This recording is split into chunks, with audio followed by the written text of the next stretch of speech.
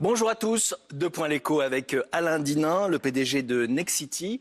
Alain Dinin, bonjour. Vous êtes le leader français de l'immobilier, alors le promoteur, mais aussi les agences immobilières, Century 21, Guy Hockey. L'immobilier, le logement, est-il suffisamment présent dans la campagne présidentielle? La réponse est non. On a vu un débat hier ou avant-hier, 3h30 de débat. Le mot logement a été prononcé une seule fois par M. Macron, d'ailleurs autour de la rénovation énergétique. C'est tout, alors que c'est un problème majeur pour l'ensemble des Français et pour la population et pour notre futur à tous. Le vivre ensemble dans les villes, c'est quand même un sujet majeur. C'est un problème pour tous. Est-ce qu'on va manquer de logements? Alors on manque toujours de logements depuis, on va dire, presque 1968.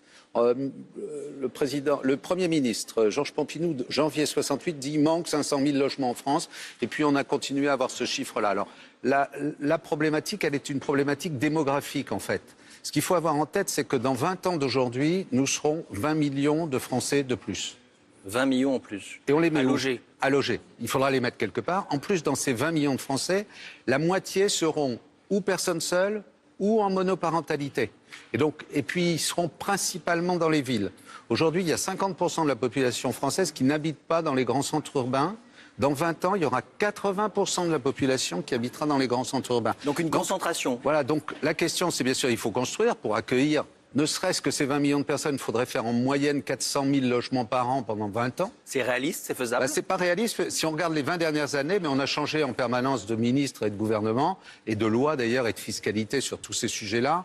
On a construit en moyenne 350 000 logements. Donc, mettons 400 000 pour les 20 prochaines années, mais pas n'importe où et pas sur l'ensemble du territoire. Donc concentré dans les grandes agglomérations. Malheureusement, parce qu'on a tous envie de notre maison et de notre vie à la campagne, c'est pas là où se passent les problématiques de santé, de transport, de scolarité, mais aussi de vie professionnelle.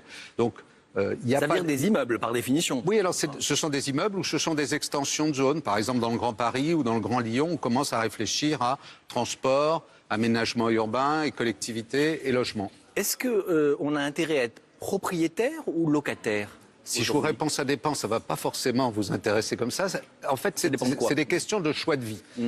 Si je suis au milieu de ma vie professionnelle et que je commence à penser à ma retraite et me dire que si je ne suis pas propriétaire de mon logement à ma retraite, j'aurai un problème parce que mes revenus vont baisser, si j'ai encore un loyer à payer, il faudrait que je sois propriétaire à ce moment-là.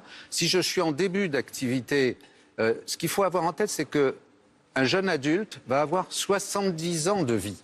Il va changer 10 fois de logement. Donc, est-ce qu'il doit être propriétaire ou est-ce qu'il devrait être plutôt dans la mobilité, avoir l'usage, la possibilité de le faire? Oui, par exemple, c'est un fil à la patte. Voilà, s'il est propriétaire, comme pour la voiture, est-ce qu'aujourd'hui, est-ce qu'il faut être propriétaire ou utilisateur?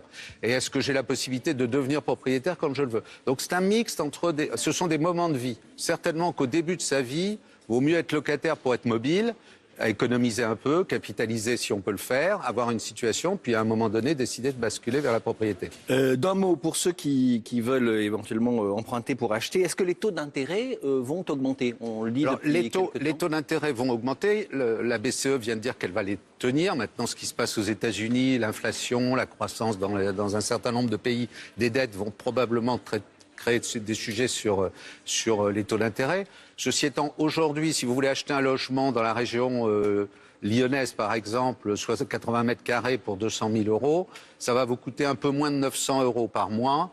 Avec une augmentation des taux d'intérêt de 1%, ça va vous coûter 950 euros. Je ne dis pas que c'est rien, mais c'est quand même tout à fait acceptable.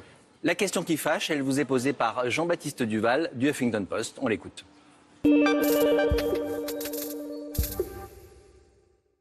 Cellier, Robien, Borloo, Duflot, Pinel, les dispositifs de défiscalisation pour le logement neuf se suivent et se ressemblent. C'est simple, peu de secteurs sont aussi dépendants des pouvoirs en place que le vôtre. Alain Dinin, êtes-vous condamné au lobbying pour faire prospérer votre affaire? Ce n'est pas une question qui fâche parce qu'il pose vraiment le sujet. On parle de défiscalisation. Alors si on parle de défiscalisation, c'est qu'il y a de la fiscalité.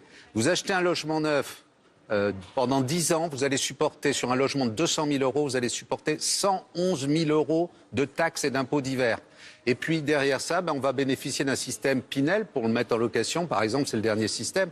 Mais il y en a depuis 1981. Il a cité 6 ministres, il y en a eu 18. eh bien, ce système de défiscalisation va vous rembourser 40 000 euros. Alors moi, j'ai une proposition. On met à plat toute la fiscalité dans le logement, on arrête de mettre 56% de taxes. On se met juste comme les Allemands, on va en mettre que 26%, et avec les 30% différents, on n'a plus besoin d'aide de l'État. La question perso, elle vous est posée par Maureen Bajac, on l'écoute. Alain Dinan, vous avez beaucoup d'expérience, beaucoup d'idées. Alors si on vous propose le ministère du Logement, vous y allez ? Alors, je n'y vais pas parce que je ne vois pas l'intérêt d'être ministre du Logement, mais je poserai plutôt la question de savoir quel type de ministère. Si c'est un ministre du Logement, de la ville, de l'urbanisme, des transports, de l'écologie, la réponse c'est que ça sera un grand ministre et je n'ai pas vocation à être un grand ministre. Si c'est juste pour être un ministre, je dirais prétexte, comme l'ont été certains autres ministres dans le logement ou de variables d'ajustement, eh bien ça ne m'intéresse pas. On se quitte en chanson, vous avez choisi Bob Dylan. J'ai choisi Bob Dylan parce que d'abord c'est un grand auteur et puis parce que la chanson que j'ai choisie, ça s'appelle The Times They Are A-Changing. Elle date de 1963 et elle dit attention, tout est en train de changer. Il s'adresse aux parents, il s'adresse aux enfants, il s'adresse aux députés, il s'adresse aux écrivains, il s'adresse aux médias déjà. Et il dit ça a changé. Si vous ne faites pas quelque chose, on va aller dans le mur. Je pense que c'est très l'actualité du moment. Merci beaucoup Alain Dinan d'avoir été avec nous. Très bonne journée à vous tous.